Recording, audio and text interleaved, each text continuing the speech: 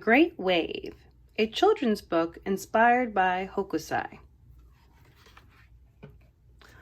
Aki and Taro were childless. The summer of their lives was nearing an end, but they had neither a boy nor girl to give them joy.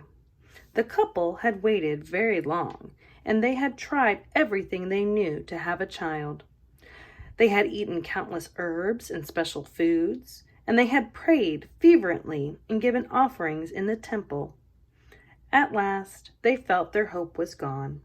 The child they had so desired did not come. There were many nights of tears and sorrow. But then, suddenly, a miracle. It happened on an icy cold day in winter.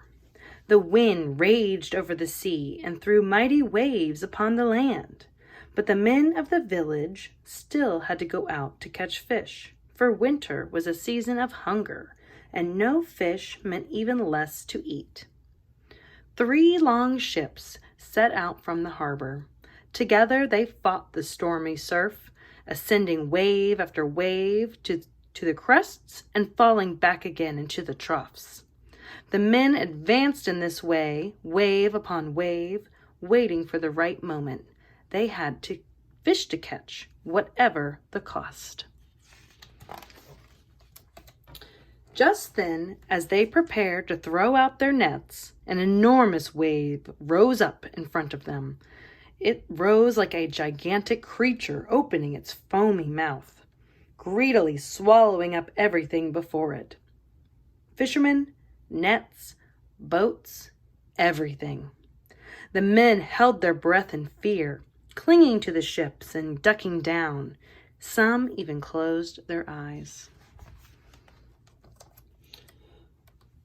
When they looked out again, the wave had broken. The brave fishing group had been spared. Soon the sea became as calm as the men's silent relief. But this quiet was penetrated by a small, angry cry, and Taro was heard to shout, "Look! That wet bundle there is a child, a brand new life, and the wave has set it down in our boat." Taro's heart beat wildly, more wildly than all the drums of the world together. He took the baby boy in his arms, and the crying child fell silent. Taro smiled. The child, so long waited, so long hoped for, had arrived at last. The happy years passed. Naoki, the boy from the sea, had a mighty appetite. He ate bowl after bowl of delicious rice, yet he did not grow any bigger. Now his 7th birthday was drawing near, and he'd barely grown an inch. Aki had worried. Would he always stay so small? And Taro often thought, how could he ever become a proper fisherman? But the wise parents had come to know patience, because their child did not want to grow. Maybe they only had to wait a little longer. Wasn't it a great joy just to hold such a tiny life in their arms? Naoki waited to grow as well, while all of his friends shot upwards, faster than bamboo. The boy had sat on the trunk of an old pine tree and stretched its branches out over the water. As he sat, Naoki's thoughts drifted across the sea, coming and going like the water's ebb and flow. The thoughts tormented him with hundreds of questions. Why am I not like other children? Why did I not come from my mother's belly? Did a woman or a mysterious wave bring me into this world? Who is my real father? Who is my mother? Whom should I truly love? One day, as he was sitting on his tree trunk, Naoki spied a beautiful fish beneath him. Its scales shimmered like silver, and it swam back and forth excitedly, as if wanting to speak. The boy leaned down, and the fish smiled at him.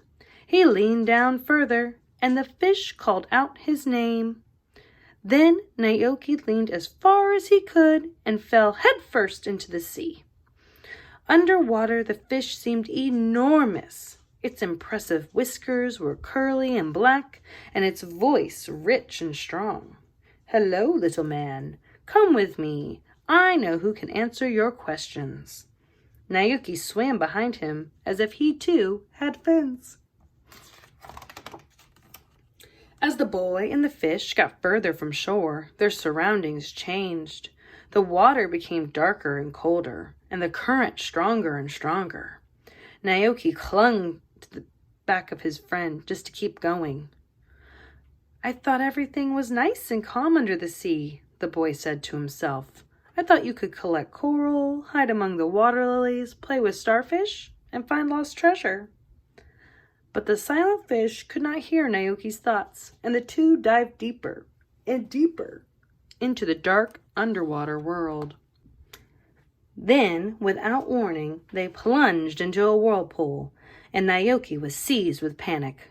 With all his might, the boy pulled at the fins of his scaly companion. The fish reared up and swam more slowly, at last coming to a stop. "Where are you bringing me? I don't want to go further. I'm cold and I'm scared. Please turn around. My parents might be worried. I want to go back to them, and quickly, too." At these words, the animal's silver scales trembled and shone with joy. The back of the fish lengthened and began to move like a wave. Its body became larger and larger, sprouting mighty feet with sharp golden talons from its fins. The fish had turned into a dragon. "Hold on tight," roared the dragon. With a single blow of its tail, the dragon thrust itself out of the ocean, flew over the volcano, and placed the boy gently upon his dearly loved beach. "Goodbye, my friend," he said from a cloud above the sea. "Go now. You no longer need me." Naoki did not speak. As soon as he felt the sand beneath his feet, he began to run. The happy boy ran and ran all the way to his parents' house. When he finally reached home, Naoki turned around to thank his noble friend, but the dragon was gone. The sea was as smooth as glass, as if nothing had happened. Now it is spring, and today is Koi Nabori, a children's festival. 1,001 carpfish float in the wind, their bodies made of humble cloth. Naoki looks proudly at his fluttering streamer. It swims in the wind, side by side with those of Taro, his father, and Aki, his mother. All three seem carried by a great wave filled with love. Joyful laughter is everywhere, for Naoki has grown bigger. This is the artwork, The Great Wave, off Kanawonga by Hokusai. It is a colorful woodcut print made in circa 1830. This great wave is part of a picture series called 36 Views of Mount Fuji. And you can see the volcano mountain here, and perhaps you noticed it in other pages of the book as well.